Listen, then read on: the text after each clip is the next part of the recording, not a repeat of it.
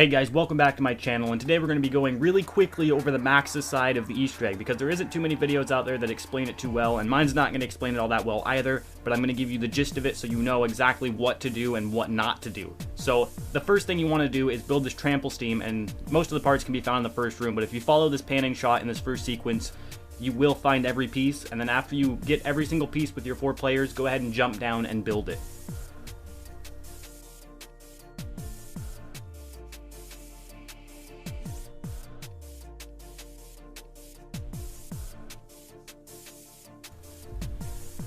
Now at this point you would have wanted to actually buy the SVU off the wall before it's too late, because you're going to need it eventually anyways, and you're going to be doing most of this in the first 10 rounds.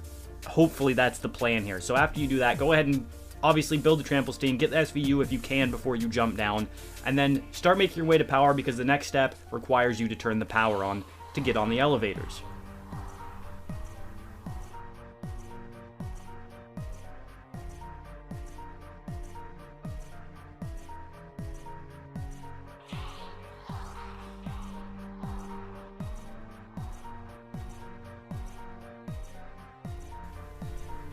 Now after you've turned the power on, the next step is to get on each one of the elevators. I'm going to show you in each panning shot. There's 4 total, and the last panning shot will have both of the elevators in one panning shot because they're right next to each other.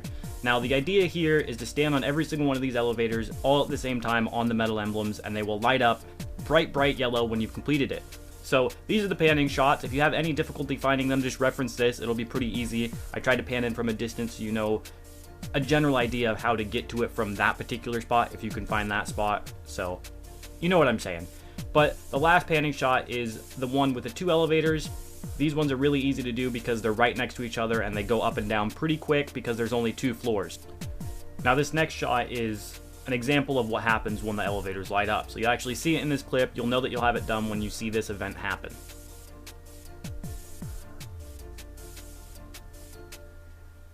And there it is.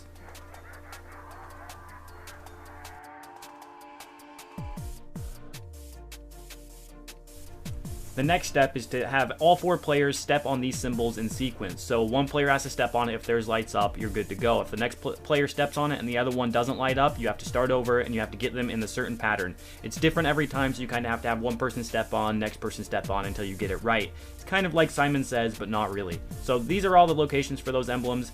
If you need to reference this, do that. That's what this is here for.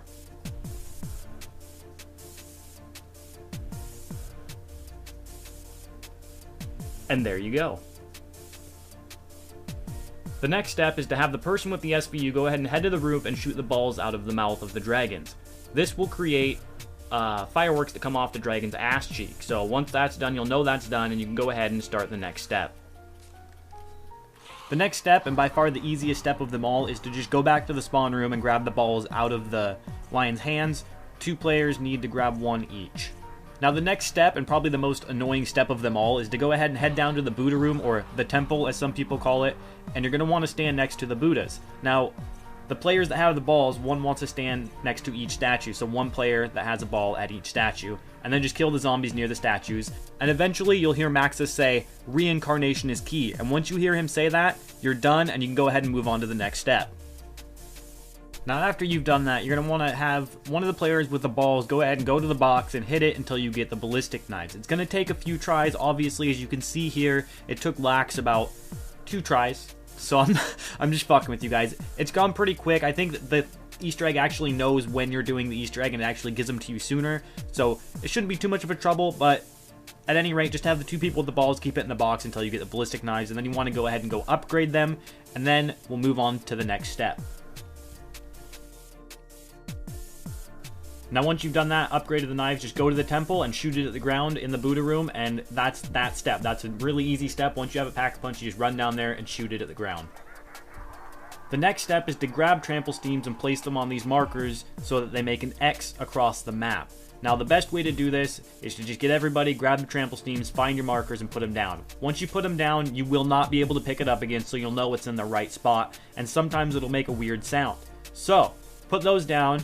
Now, what I'm going to do for you guys, I'm going to put a clip after this one that shows where every single one is. So pay attention to these. Remember where they are before you get in the game so you don't have to come back and reference it again, because they're in pretty obvious spots, so you may not even need to look at the guide again. You can just run around and find them on the ground.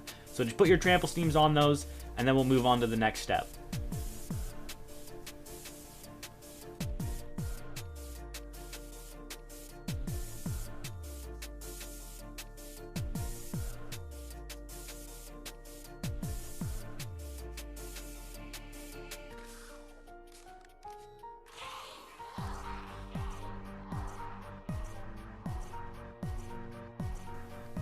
After you've placed down all your trample steams in these correct spots and you know they're stuck and you know they're good, you want to get the players with the balls and stick them on the trample steam so that they cross over each other.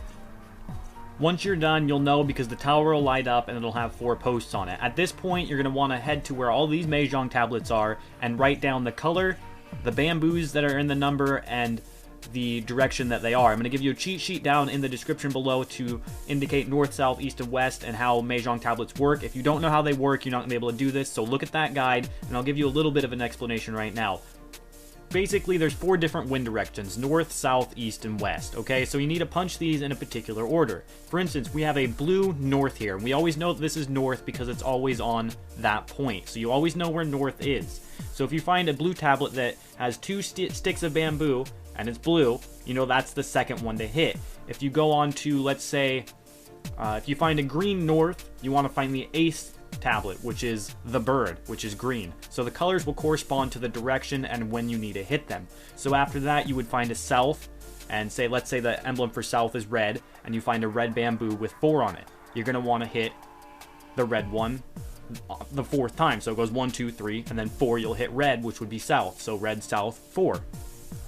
So once you know the order in which the pylons need to be punched, go ahead, get the person with the galv knuckles, send them up, and go punch them.